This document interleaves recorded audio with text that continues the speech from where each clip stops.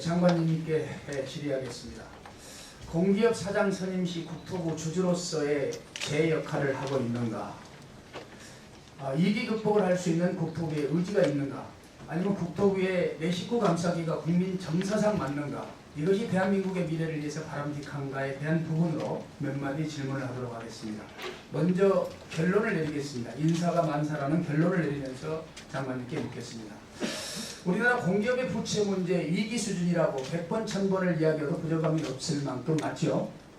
네, 지금 해결하지 않으면 위기 온다라고 생각하죠? 네, 그렇습니다. 그래서 LH 부채 466%, 그 다음에 철도공사 214% 정도의 수준입니다. 우리가 일반적으로 민간 기업에서 일반 기업의 경우 차입금 의존도가 일반 기업은 30%가 넘으면 구조조정의 대상입니다. 그런데 우리나라의 공기업은 지금 현재 국토부 산하에 있는 공기업은 최소 47%에서 77%, 2.5배에 달하고 있기 때문에 이미 구조조정, 민간 기업으로 따지면 구조조정 대상의 2.5배에 달한다. 우리나라가 1997년 IMF 위기가 왔을 때 퇴출 기업의 선정 기준이 자기 자본율 200%를 넘지 않게끔 하는 걸 기준으로 해서 위기 극복을 한 바가 있습니다. 1997년 IMF 위기가 왔을 때를 우리 장관님께서는 망각하지 않기를 바라겠습니다.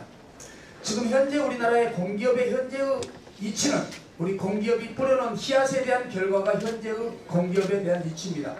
잘 됐다라고 생각되면 그대로 가시면 됩니다. 하지만 이것이 잘못됐다라고 생각되고 발전해야 되고 변화해야 된다라고 하면 몇 가지 전제 조건이 필요합니다. 그러기 위해서는 전문 경영인과 도덕성을 갖추는 인사가 반드시 필요합니다. 변화는 아무나 이야기할 수 있지 않습니다. 몇 가지 전제 조건을 갖출 수 있는 사람만이 변화를 이야기할 수 있습니다. 첫 번째는 편견과 선입견을 가지고 있는 사람은 변화를 이야기할 수 있는 자격이 없습니다. 도덕성을 갖추고 있지 않는 사람 또한 변화를 이야기할 수 없습니다. 두 번째는 조직에, 국민에게 미래에 대한 비전을 제시할 수 없는 사람, 변화를 이야기할 수 없습니다. 세 번째는 공정하게 룰을 적용하지 않는 사람, 변화를 이야기할 수 있는 자격이 없습니다. 사람을 설득하기 위해서는 근거를 가지고 있어야 됩니다. 네 번째, 성공한 근거를 가지고 있는 사람만이 변화를 이야기할 수 있습니다. 이런 사람을 근거로 인사를 해야만이 이 위기를 극복할 수 있다고 생각됩니다. 번호원은 지금 이순신의 리더십과 원구의 리더십이 수백 년이 지났음에도 불구하고 지금 말하지 않을 수가 없습니다. 열악한 조건을 가지고 있었던 이순신이 백전백승을 할 수 있었던 것은 공정성 때문입니다. 그분의 도덕성 때문입니다. 싸우는 병사들에게 대한 미래에 대한 비전을 제시했기 때문에 그분은 승리할 수 있었습니다. 더 좋은 조건을 가지고 있었던 원균이 실패할 수밖에 없었던 것은 자기 위주의 인사정책을 실행했기 때문에 실패할 수밖에 없습니다. 장관님께서 지금 우리 공기업이 가지고 있는 위기를 극복해야 되는데 어떻게 극복할 것인가? 인사가 만사입니다. 도덕성을 갖추고 미래에 대한 비전을 갖출 수 있는 시스템이 되어 있는 그런 사람의 인사를 할 때만이 저는 이와 같은 위기를 극복할 수 있다는 전제를 두면서 몇 마디 드리도록 하겠습니다. 공항공사 인사 시스템을 보겠습니다. 8월 28일부터 9월 3일까지 지원자 모집을 26명을 했습니다.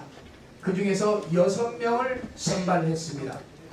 6명 선발한 것 중에서 바로 아까 이야기했던 존경하는 이미경 의원께서 이야기했던 김석기 후보가 6명 후보자 중에서 4위를 했습니다. 6명 후보자 중에서 3명으로 압축을 합니다.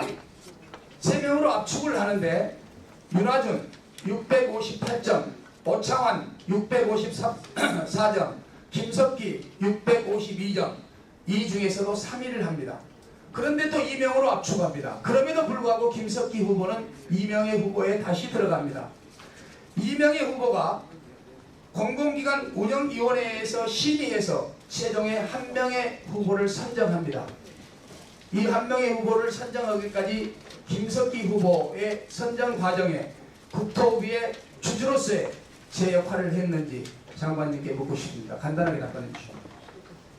네, 그 선정 결과, 선정 과정은 지금 말씀하신 내용대로이고요. 지금 아까 변화를 위해서 말씀하신 도덕성, 비전, 이런 공정한 룰 이런 부분들이 적절하게 감안됐다고 생각합니다. 김석기 후보의 장점이 뭡니까? 지금 김석기 후보가 공항공사 사장으로 올 수 있어서 이 위기를 극복할 수 있는 전문성을 세 가지만 내보십시오. 아니, 그러니까 전문성 부분 이게 이제 공항이라고 하는 것도 하나의 조직이기 때문에 네. 조직을 잘 장악을 해서 이거를 관리할 수 있는 부분이 있어야 된다는 것이고요. 그러니까 결국은 장관님께서는 조직 장악 능력이 있다. 그렇죠. 네. 그러면 조직 장악 능력에 대해서 잘못된 부분에 대해서 한마디만 하겠습니다. 김석기 사장님 좀 나와주실까요? 김석기 후보는 공항 운영 분야에 있어서 전문성이 전무합니다. 서울경찰청장으로 재직 중 2009년 용산 4구역 남일당 건물 옥상에서 정보농성을 벌이던 세입자 등을 강경 진압해서 6명의 사망자가 생겼습니다. 20명의 부상자가 생겼습니다. 장관님, 경제적인 가치와 그 다음에 사람의 가치가 충돌했을 때 2만 불 시대를 살아가는 우리 국민들에게 어떤 걸 선택하겠습니까? 조직력에 있어서 첫 번째는 사람의 가치를 선택하는 겁니다. 사람을 존중하는 사람, 사람을 중요시 여기는 사람, 도덕성을 가지는 사람, 이 사람이 조직력을 가지고 있습니다. 도덕성을 가지고 있지 않는 사람이 조직력을 가지는 경우는 세계 어느 나라에서도 본 적이 없습니다. 조직력 가지고 있다라는 장관님의 말 동의할 수 없습니다. 저 김석기 후보에게 믿겠습니다. 경위가 어떻게 됐든 지금 후보로 선정됐습니다.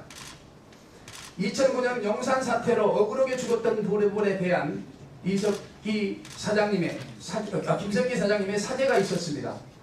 그러면 이 어려운 위기를 앞으로 과거의 잘못을 만회하고 어떻게 앞으로 이 조직을 이끌어서 대한민국 국민에게 존경받을 수 있는 히어로 될 건지의 소감, 의지 분명하게 밝혀주시기 바랍니다. 예, 조금 전에도 존경하는 이민경 의원님 그 취지에 제가 답변을 드렸습니다만, 예, 그 당시 제가 맡은 법질서방위기란 그러한 직무 수행상 불가피하게 결정을 했습니다만, 인명 피해가 발생한 데 대해서 정말 안타깝고 가슴 아프게 생각합니다. 그리고 돌아가신 분들과 그 유가족에 대해서 진심으로 제가 마음으로 대리의 뜻을 표합니다. 이 공항 분야는 무엇보다 중요한 것이 안전이라고 생각합니다.